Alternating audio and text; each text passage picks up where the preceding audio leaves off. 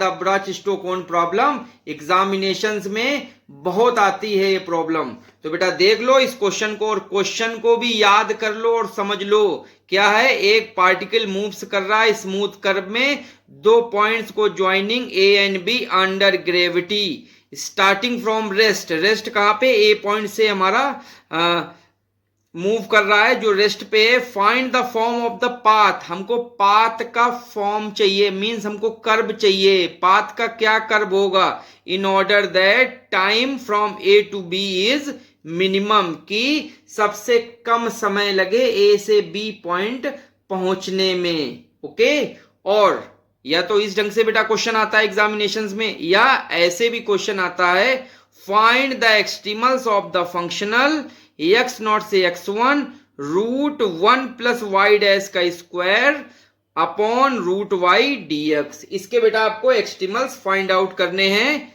Okay, third question,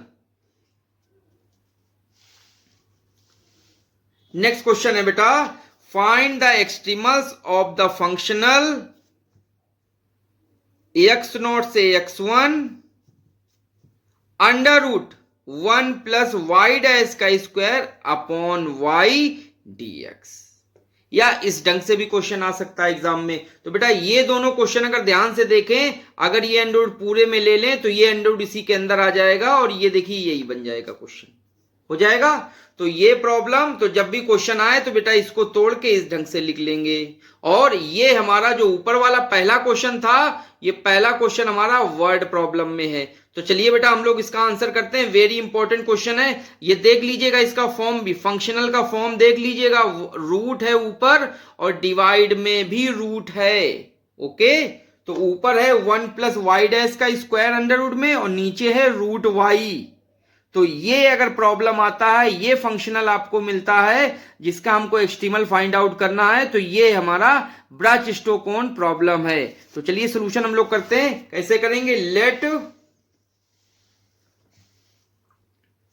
let A and B are 2 points at a time t, velocity is v equal to ds by dt। Okay, ये velocity का formula हो गया बेटा, ठीक है। Let P point x y is a point on the curve, इस curve पे हम लोगों ने जो पॉइंट लिया है वो P ले लिया है बेटा। यहाँ पे ये देखिए अंदर ग्रेविटी में ये A पॉइंट है, ये जीरो से बेटा गिरना चालू करता है और गिरते हुए कहाँ पे, मान लो इस B पॉइंट पे आता है। तो ये कौन सा कर्व बना रहा है ये, और कि इसका जो टाइम t लगे B तक पहुंचने में ये मिनिमम लगे, ये बेटा हमको चाहिए, ठीक है। और पार्टिकल कैसे मूव कर रहा है, अंडर ग्रेविटी। ओके, तो बेटा अब हम लोग एनर्जी इक्वेशन पे आ जाएं। Kinetic energy, work done, potential energy, आ जाएं बेटा हम लोग एनर्जी इक्वेशन। ये तो आप लोगों ने इंटरमीडिएट में पढ़ के आए हो। सो बाय एनर्जी इक्वेशन क्या होती है, kinetic energy equals to work done. तो kinetic energy equal to work done. तो बेटा एनर्जी इक्वेशन से हम लोग काइनेटिक एनर्जी की क्या वैल्यू होती है, 1/2 mv square, half mv square. और वर्क डन क्या होता है, फोर्स इंटू डिस्प्लेसमेंट। तो 1/2 m और वेलोसिटी v है हमारी क्या, ds/dt का होल स्क्वायर।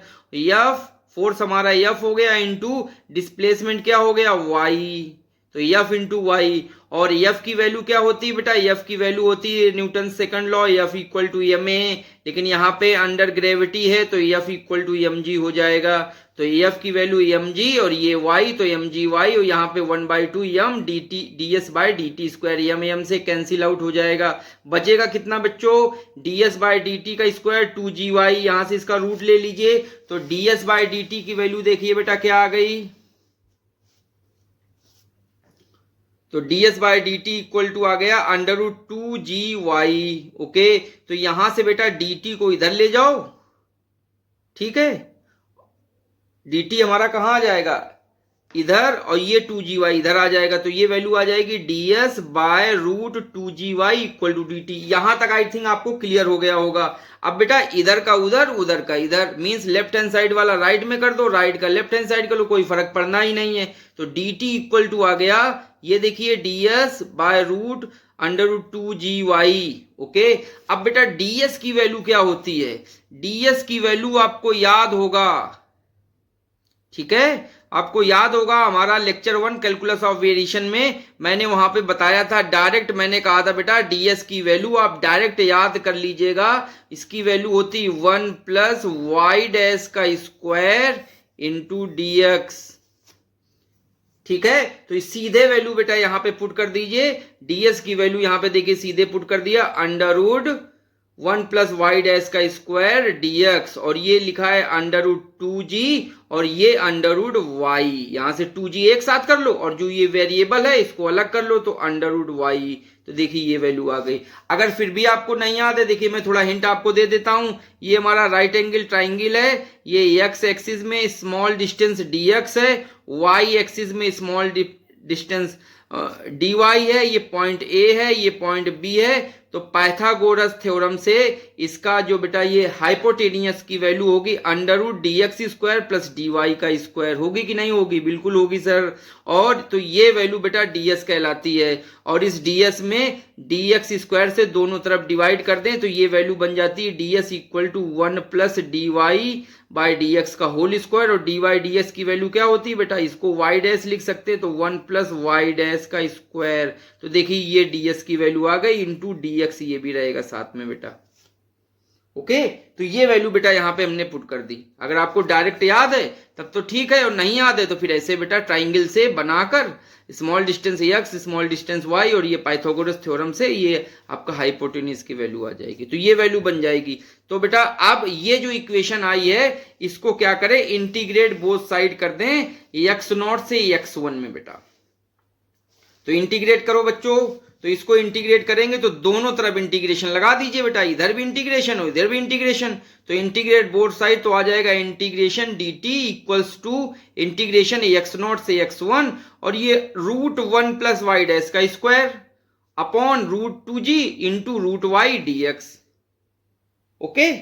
अच्छा अब ये तो बेटा रूट 2g तो कांस्टेंट है तो बाहर ले लेते हैं, तो ये बाहर आ जाएगा तो t equals to 1 upon root 2g integration x0 से x1 root 1 plus y dash का square upon root y dx। ये जो बेटा आया है this is our functional of above problem, जो ब्रच स्टोक्स प्रॉब्लम है इसका हमने देखिए फंक्शनल बना लिया, ओके। और यही क्वेश्चन कभी कभी एग्जाम में यहीं से, अभी जितना आपने ऊपर वाला ये प्रोसेस किया है ये प्रोसेस नहीं, सीधे यहीं से क्वेश्चन स्टार्ट होके एग्जाम में आता है और यहीं से आपको ये क्वेश्चन में दिया जाएगा कि ये आपका फंक्शनल है, अब आप इसके एक्सट्रीमल्स निकालिए, ठीक है। तो लेकिन इस क्वेश्चन में क्या है, ब्रच स्टोक्स प्रॉब्लम में हमने पहले वर्ड प्रॉब्लम में भी क्वेश्चन आता है बेटा, तो वर्ड प्रॉब्लम में अगर आएगा तो पहले एनर्जी इक्वेशन से kinetic energy equal to work done करके आप ये फंक्शनल निकाल लीजिए। तो देखिए अभी तक आप करते करते आपको फंक्शनल भी याद हो गया होगा, तो ये लिखा है 1 प्लस वाई डैश स्क्वायर और नीचे लिखा है रूट वाई, तो this is our functional of a problem. अच्छा अब यहां से बेटा एफ की वैल्यू क्या होगी, तो सब लोग जान रहे हैं कि एफ की वैल्यू इतनी होती है बेटा, ये कैपिटल एफ की वैल्यू ये होगी, इसी में हम लोग यूलर्स इक्वेशंस लगाएंगे, यूलर्स लेग्रांजियस इक्वेशन। तो बच्चों देखो कंपेयर विथ x0 से x1 F dx, our capital F is root 1 plus y dash का स्क्वायर अपॉन रूट वाई। बच्चे कहेंगे सर ये 1 अपॉन 2g का क्या करें बेटा, ये कांस्टेंट इसको बाहर ले लो, ये फंक्शनल नहीं होता है। फंक्शनल क्या होता है याद रखना, जो हमारा फंक्शनल का एफ होता है वो फंक्शन होता है किसका बेटा, x का होगा, y का होगा और y डैश का होगा, ठीक है, इनका फंक्शनल होता है, वो कांस्टेंट टर्म का नहीं होता है, x का, y का और y डैश का। तो इससे हमको कोई मतलब नहीं, ये जो आपकी वैल्यू लिखी है ये हमारा f फंक्शनल का कहलाएगा, ओके। तो capital F equal to value आ गई कंपेयर करने से रूट 1 प्लस वाई डैश का स्क्वायर अपॉन रूट वाई, ठीक। अब हम लोग यूलर्स इक्वेशन लगाएंगे, तो यूलर्स इक्वेशन क्या होती है बच्चों, आपको याद होगा, होती है F y minus d d x F y dash equal to 0, ये होती इक्वेशन बेटा। लेकिन आप एक चीज ये बताओ, ये तो होती इक्वेशन, ठीक है, यही लगाएंगे 100% यही लगाएंगे, लेकिन मैंने आपको बताया है अपने वीडियो लेक्चर 1 में, क्या अगर हमारा फंक्शनल y और y डैश में हो केवल, here F is a function of y and y dash variable, तो हम लोग सीधे डायरेक्ट इस यूलर इक्वेशन का एक सब केस होता है, वो डायरेक्ट यूलर इक्वेशन लगाएंगे तो हमारा समय भी बचेगा और जो हमारी मेहनत है और हमारा प्रॉब्लम भी जल्दी कंप्लीट हो जाएगा बिना गलती के। तो हम लोग लगाएंगे by Euler's equation in the case of when F depend on y and y dash only. तो चलो बच्चों लगाओ। Now so by Euler's equation of the form, वो क्या कौन सा फॉर्म होता है, F minus y dash F y dash equal to constant. ठीक है, ये भी बेटा यूलर्स इक्वेशन है, लेकिन ये यूलर्स इक्वेशन का सब केस है कब, जब हमारा फंक्शनल एफ वाई और वाई डैश पे डिपेंड करता, तो सीधे ये लगाएंगे तो यहां से हमको जल्दी आंसर आ जाएगा। तो F minus y dash F y dash equal to constant. अब बेटा एफ की वैल्यू पुट कर दीजिए, देखिए मैंने पुट कर दी, माइनस वाई डैश, देखिए वाई डैश है, bracket F y dash means F को वाई डैश के रिस्पेक्ट में डिफरेंशिएट करना है, तो कर देते हैं बेटा। तो 1/√y तो कांस्टेंट होगा, तो ये बाहर ले लिया जो अपॉन में था, इनटू अब इसका बेटा डिफरेंशिएट कर रहे हैं तो 1/2 1 प्लस वाई डैश का स्क्वायर 1/2 माइनस 1, और किसका बेटा डिफरेंशिएशन कर रहे हैं हम लोग, डिफरेंशिएशन कर रहे हैं √1 प्लस वाई डैश का स्क्वायर, और इसको बेटा लिख सकते हैं 1 प्लस वाई डैश का स्क्वायर का 1/2। तो इसका डिफरेंशिएशन बेटा क्या होगा, 1/2 ये आ जाएगा, 1 प्लस 1/2 का 1/2 माइनस 1, और फिर इसका डिफरेंशिएट करेंगे 1 का 0 और वाई डैश का स्क्वायर का आ जाएगा 2y डैश, और ये जो कांस्टेंट है इसको हमने लेट कर लिया है c, तो ये कांस्टेंट बेटा ये लिख दिया। ठीक है, देखिए आया समझ में सबको, आ गया होगा आई थिंक। ये 2 से और ये 2 से बेटा कैंसिल हो जाएगा, 1/2 माइनस 1 में क्या आ जाएगा, -1/2 आएगी वैल्यू इसकी बेटा। तो 1/2 का मतलब होता है रूट, और -1/2 का मतलब होता है कि रूट तो लगेगा इसका, लेकिन वो डिनोमिनेटर में जाके लगेगा। तो वैल्यू क्या आती है, ये देखिए ये वाले टर्म में कोई परिवर्तन नहीं, सेम वैसे लिखा, माइनस वाई डैश सेम ऐसे लिखा, यहां से मिलेगा हमको वाई डैश, तो देखिए वाई डैश है, ये √y है तो ये √y रखा है, और ये नीचे आ जाएगा बेटा -1/2 होने के कारण, तो √1 प्लस वाई डैश का स्क्वायर इक्वल टू c। यहां तक बेटा हम लोगों ने कंप्लीट कर लिया है। अब लेफ्ट हैंड साइड में बेटा एलसीएम ले लीजिए, taking LCM on left hand side. तो लेफ्ट हैंड साइड में बेटा एलसीएम लो, देखो क्या वैल्यू आ रही है। तो एलसीएम बेटा लेते हैं, तो देखिए जब एलसीएम लेंगे इसका, ध्यान से देखना बेटा, तो ये और ये इन दोनों का एलसीएम क्या होता है, √y और 1 प्लस वाई डैश का स्क्वायर, तो ये आ जाएगा एलसीएम। ठीक, अब इसमें क्या होगा, ये और ये कट जाएगा, कटने के बाद इसका मल्टीप्लाई ऊपर वाले में होगा, इसे तो एलसीएम लेते हैं। तो ये रूट और ये रूट, दो रूट होने के कारण स्क्वायर हो जाएगा, तो देखिए आ जाएगा 1 प्लस वाई डैश का पावर 1, क्योंकि रूट हट गया। ओके, फिर बीच में माइनस और ये वाई डैश और ये वाई डैश, तो वाई डैश मिलके आ जाएगा वाई डैश स्क्वायर, और यहां पे ये √y और ये दोनों तो ये कैंसिल हो जाएगा, तो ऊपर कुछ बचे नहीं गया, तो * 1 हो जाएगा। एलसीएम ले रहे हैं बेटा, एलसीएम लेना आपको सबको आता होगा, इक्वल टू c, तो देखिए एलसीएम आ गया। अब यहां से बेटा देखो ये टर्म और ये टर्म दोनों आपस में कैंसिल आउट हो जाएंगे, तो ऊपर केवल बचेगा 1। ठीक, बच गया 1, और नीचे जो लिखा है √y into √1 plus y dash का स्क्वायर, ये बेटा वैसे ही बना रहेगा। तो देखिए बेटा ये वैल्यू आ गई आपको यहां से। ठीक, ये 1 आ गया और ये वैल्यू मिल गई।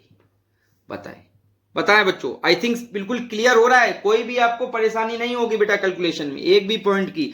अब क्या करो, ये बेटा अपॉन में है तो इसको रिवर्स कर दो, तो जब इसको रिवर्स करोगे तो c भी रिवर्स हो जाएगा।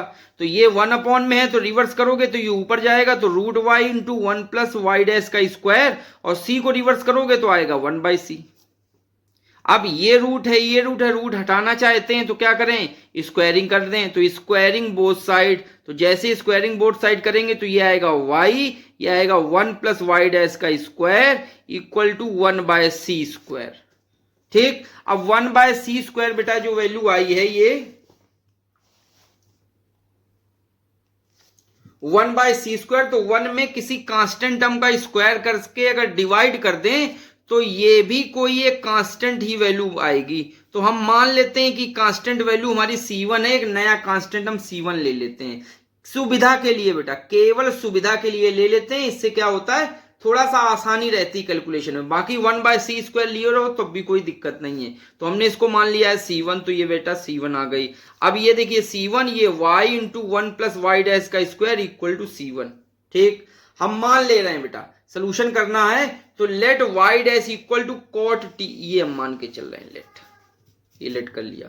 ऐसा क्यों लेट किया, लेट हमको एक वजह भी है। देखो यहाँ पे आ रहा है 1 प्लस वाई डैश का स्क्वायर, तो अगर कॉट टी ले लें, यहाँ पे वाई डैश की वैल्यू अगर कॉट टी ले लें तो 1 प्लस कॉट स्क्वायर थीटा क्या होता है, कासेक स्क्वायर थीटा। देखिए फार्मूला पूरा बढ़िया से बन जा रहा है ना। तो इसको हमने देख के मान लिया हमारा वाई डैश की वैल्यू क्या है बेटा, कॉट टी है। ये ऐसे ले लेंगे, आसानी से बहुत जल्दी से सोल्यूशन मिल जाएगा आपको बेटा। ठीक है, तो y dash equal to cot t. और अगर वैसे भी आप सोल्यूशन करोगे तो इसका सोल्यूशन ऐसे ही आएगा। ठीक है, तो वैसे भी कर सकते हो, और थोड़ा अगर इजी चाहते हो कि जल्दी हो जाए तो हम लोग देखा होगा इंटीग्रेशन में सब्स्टिट्यूशन मेथड पुट करते थे, थीटा बराबर साइन टी, है ना। चलो, तो y डैश की वैल्यू यहाँ पे कॉट टी पुट कर दीजिए। तो जैसे कॉट टी y डैश की वैल्यू यहाँ पे पुट करेंगे, देखिए तो वैल्यू क्या आ जाएगी बच्चों, देखो तो put in equation, this is y 1 plus cot t का स्क्वायर इक्वल टू c1। तो 1 plus cot square t equal to c1। तो 1 प्लस कॉट स्क्वायर टी का फार्मूला क्या होता है, कॉसेक स्क्वायर टी। तो y into cosec square t equal to c1। तो बेटा कॉसेक स्क्वायर टी को क्या लिख सकते हैं, 1 अपॉन साइन स्क्वायर टी। तो y की वैल्यू आपकी आ जाएगी y equal to c1 sine square t. बताओ यहां तक समझ में आई वैल्यू। हमने क्या कहा है, y डैश की वैल्यू कॉट टी पुट कर देंगे, कॉट टी का स्क्वायर करेंगे तो कॉट स्क्वायर टी आ जाएगा, और ये आपका कॉसेक स्क्वायर बन जाएगा 1 अपॉन साइन स्क्वायर टी। यहां से वैल्यू ये मिल गई। अब ये साइन स्क्वायर टी है तो बेटा हाफ एंगल ब्रेक वाला जो फार्मूला होता है वो कौन सा होता है, देखो मैंने साइड में लिख रखा है, cos 2 थीटा इक्वल्स टू होता है 1 माइनस 2 साइन स्क्वायर थीटा। तो यहां से साइन स्क्वायर थीटा की वैल्यू कितनी आ जाएगी बच्चे, बताओ। तो यहां से साइन स्क्वायर थीटा अगर हम लोग निकालें तो साइन स्क्वायर थीटा हम लोगों का आ जाएगा 1 माइनस cos 2 थीटा बाय 2, ये वैल्यू आ जाएगी। तो बेटा साइन स्क्वायर टी की जगह वैल्यू हम लोगों ने पुट कर दी। तो देखिए ये वैल्यू पुट कर दी हम लोगों ने, y equals to c1, c1 की जगह c1, और साइन स्क्वायर थीटा की जगह क्या पुट कर दी, साइन स्क्वायर टी की value 1 minus cos 2t by 2। देखिए इससे, ठीक। अब ये जो 2 है ये कांस्टेंट के साथ ले लो, तो y इक्वल टू आ जाएगा c1 by 2 1 minus cos 2t। आ गया बेटा, एक सोल्यूशन y का आ गया, y की वैल्यू हमको मिल गई। अभी हमको x की भी वैल्यू चाहिए। ओके, तो x की वैल्यू भी हमको फाइंड आउट करनी है। तो ये याद रखिए y की वैल्यू हम लोगों ने निकाल ली, क्या है, y equal to c1 by 2 into 1 minus cos 2t। और इसको याद रखिएगा और नोट कर लीजिएगा, लास्ट में बेटा आंसर में हम लोग यही लिखेंगे। आधा आंसर हमारा आ चुका है इसका। And for value of x की वैल्यू के लिए हम लोग क्या करेंगे, देखिए हमारे पास क्या है, y डैश की वैल्यू क्या दी गई है, d बाई डी एक्स। ये तो होता ही है, दी क्या गई है, क्यों बेटा, तो y डैश हमारा d बाई डी एक्स है। तो यहां से dx की वैल्यू कितनी आ गई, dx इधर गया और ये आ गया कितना, dy बाय y डैश। अब एक बात ये बताओ, y डैश को हमने कितना लिया था जरा बताना। तो y डैश हम लोग बेटा लेके चले थे, लेट किया था कॉट टी लिया था हमने बेटा, लिया था ना। तो देखिए y डैश की वैल्यू हमने कॉट टी लिख दी, ठीक। और अभी हमारे पास सोल्यूशन देखिए y का क्या आया हुआ है, y का सोल्यूशन आया है c1 by 2 1 minus cos 2t। तो लिखा d, देखिए d मीन्स डिफरेंशिएशन, और ब्रैकेट जो y की वैल्यू है बेटा वो यहां पे हमने लिख दी। देखिए ओके, आ गई बात, होगी समझ में। c1 by 2 1 minus cos 2t। अब बेटा ऊपर वाले को डिफरेंशिएट कर दो, तो डिफरेंशिएशन कह रहा है, तो डिफरेंशिएट करते हैं। तो देखिए dx ये ऐसे ही आ गया, और ये डिफरेंशिएट करेंगे तो c1 बाई 2 कॉन्स्टेंट है तो बाहर, ब्रैकेट डिफरेंशिएट करना है 1 को, तो 1 का डिफरेंशिएशन 0 आ गया, माइनस, तो देखिए ये माइनस का टर्म, cos 2t का डिफरेंशिएशन करो बेटा, केवल ऊपर वाले का डिफरेंशिएशन करना है, नीचे वाला तो सेम वैसे ही रहेगा। तो cos 2t का तो डिफरेंशिएशन होगा माइनस, cos का डिफरेंशिएशन होता है sin 2t, और 2t का डिफरेंशिएशन होगा 2, तो देखिए 2 से मल्टीप्लाई हो गया, और t का डिफरेंशिएशन क्या होगा dt, तो देखिए dt आ गई, और cos t जो बेटा नीचे था वो cos t ऐसे ही बना रहेगा, तो ये cot t अभी ऐसे रखिएगा। ओके, तो देखिए ये वैल्यू हम लोगों की आ गई। अब c1/2 से ये 2 और ये 2 बेटा इसको थोड़ा सॉल्व करो, तो c1/2 माइनस माइनस प्लस, तो minus minus plus plus into ये आ जाएगा sin 2t by cot t into 2, तो 2 से बेटा ये कैंसिल हो गया, ठीक। अच्छा, ये 2 से ये 2 कैंसिल हो गया, और sin 2t की वैल्यू कितनी आएगी बेटा, तो sin 2 थीटा की वैल्यू होती है बेटा 2 sin theta into cos theta, तो वो फार्मूला हम लोग लगा दें। और cot थीटा की वैल्यू कितनी होती है बेटा, cot थीटा की वैल्यू होती है cos theta upon sin theta, तो इसमें ब्रेक कर लेंगे, तो देखिए 2, ये 2 तो ये कट जाएगा, ये पहले वाला जो है 2 sin t into cos t, और cot t को लिख सकते हैं cos t by sin t, तो यहां से ये cos और ये cos कैंसिल हो जाएगा, sin t ऊपर चला जाएगा, तो वैल्यू आ जाएगी 2 sin स्क्वायर t। तो देखिए वैल्यू कितनी आ गई बेटा, वैल्यू आ गई dx, ये c1, ये वाला 2 sin स्क्वायर t dt।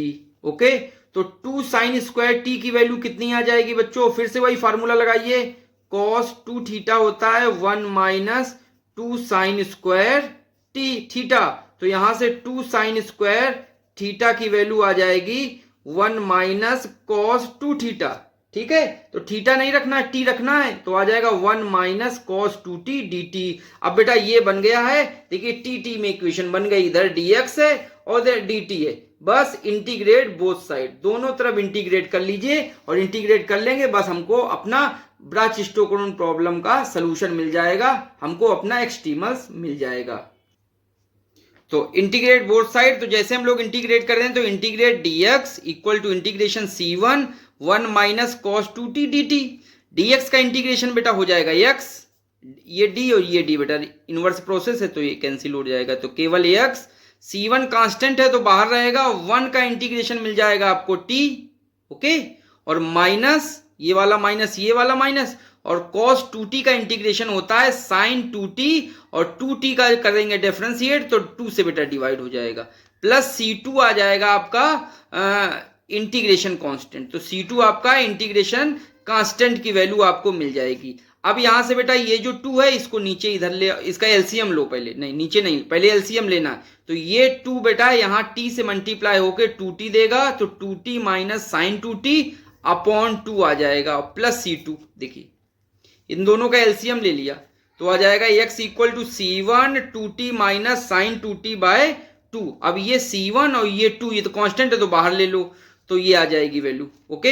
अब क्या करें, इनिशियल कंडीशन लगाते हैं, कब, एट ए टाइम t बराबर 0। बेटा कोई भी पार्टिकल जब बेटा गिरना स्टार्ट करता है तो वो 0 टाइम से गिरना स्टार्ट करता है, तो कोई भी पार्टिकल मान लो यहां पर है ये a पॉइंट पे, और ये गिरना चालू कर रहा है यहां से, इस पॉइंट से, यहां छत पे हो तुम लोग और यहां से कोई पार्टिकल छोड़ दो, तो जब पार्टिकल यहां छत पर है तो टाइम कितना होगा, t0 पे होगा बेटा, ठीक है। तो स्टार्ट कब करता है, t0 पे, तो उसका डिस्प्लेसमेंट कितना होगा, x बराबर 0 ही तो होगा डिस्प्लेसमेंट, तो t equal to 0, x equal to 0 यहां पे पुट कर दें, तो x की वैल्यू 0, c1 2t, तो यहां पे t 0, तो देखिए 0 और साइन 0 क्या होता है 0, तो यहां से जो c2 की वैल्यू आ रही है बेटा वो 0 मिल जाएगी आपको, यहां से c2 की वैल्यू 0 मिल जाएगी, c2 की वैल्यू बेटा यहां पुट कर दीजिए ऊपर वाली इक्वेशन में, इस वाली इक्वेशन में c2 की वैल्यू पुट कर दीजिए, तो ये तो 0 होने के कारण ये खत्म, केवल इतना ही बचेगा,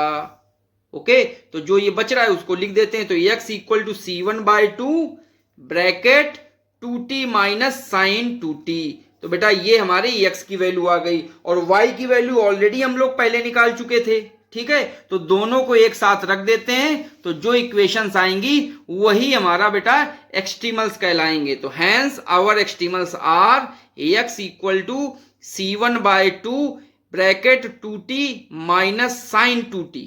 ओके, तो यहां पे रख दीजिए। तो ये x की वैल्यू और y की वैल्यू ऑलरेडी पहले हम निकाल चुके हैं, y equal to c1/2 bracket 1 minus cos 2t। तो देखिए x की वैल्यू, y की वैल्यू, यही हमारा बेटा आंसर है, यही हमारा एक्सट्रीमल्स है। और ये एक्सट्रीमल्स क्या है बेटा, कौन सा कर्व है, इसको साइक्लॉइड कहते हैं बेटा।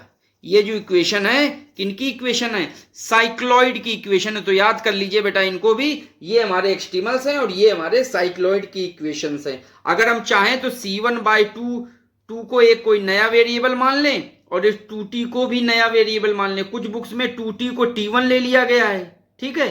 तो हम क्या करते हैं, 2t को t1 न लेके थीटा लिए ले रहे हैं। सिंपल सा है, टाइम पे ही बेटा, ये t हमारा टाइम है, जो थीटा है वो थीटा भी टाइम पे रहेगा, ठीक है। लेकिन यहाँ पे हम लोग यहाँ पे क्या करते हैं, इस वेरिएबल को 2t थीटा ले लेते हैं। चलो, कुछ बुक्स में क्या किया है, 2t को क्या ले लिया गया है, t1 ले लिया गया है। और अगर ना भी कुछ लो, यहीं से छोड़ दो, तब भी आपका आंसर कंप्लीट है। This is the equation of extremals and these equations are called the equation of cycloid. मान लो हम लिख लेते हैं, तो c1/2 को हम लोग r ले लेते हैं एंड 2t को हम लोग थीटा ले लेते हैं। तो then our extremal simple form एक बन जाएगा, ax equal to r theta minus sine theta, और y की वैल्यू आपको मिल जाएगी r 1 माइनस कॉस थीटा, ठीक है। तो ये आप लर्न कर लीजिए। These are the equation of cycloid and the solution of brachistochrone problem is the equation of cycloid. These are the extremals of our given brachistochrone problem. Okay, तो यही बेटा हमारा आंसर है, किसका, ब्राच-स्टोक्स प्रॉब्लम का। तो ये वेरी इंपॉर्टेंट क्वेश्चन है। आई थिंक आपको ये भी तैयार हो गया होगा, तो कमेंट में जरूर बताइएगा।